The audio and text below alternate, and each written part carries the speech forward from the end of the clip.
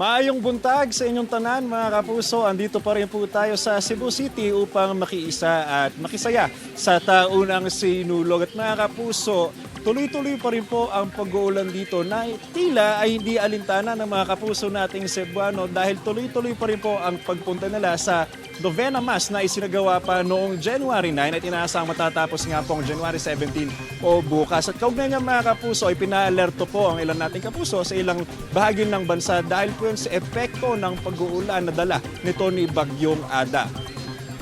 Ayon sa Pag-asa, asahan na po ang malalakas na ulan ngayong Biyernes sa Catanduanes, Sorsogon, Samar, Biliran, Leyte, Southern Leyte, Dinagat, Surigao del Norte at Agusan del Norte. Intense rain o matitinding ulan naman ang mararanasan sa Northern Samar pati na rin po sa Eastern Samar. Dahil dyan, nakataas po ngayon ang Tropical Cyclone Wind Signal number 1 sa Northern Samar, Samar, Eastern Samar, Biliran, Northern at Central portion ng Leyte, Eastern portion ng Southern Leyte at signal number 1 din po sa Dinagat, Surigao del Norte at Surigao del Sur.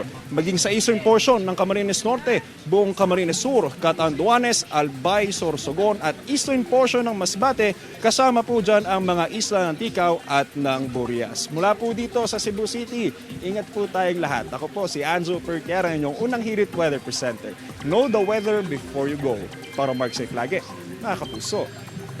Kapuso, huwag magpapahuli sa latest news and updates. Mag-iuna ka sa balita at mag-subscribe sa YouTube channel ng GMA Integrated News.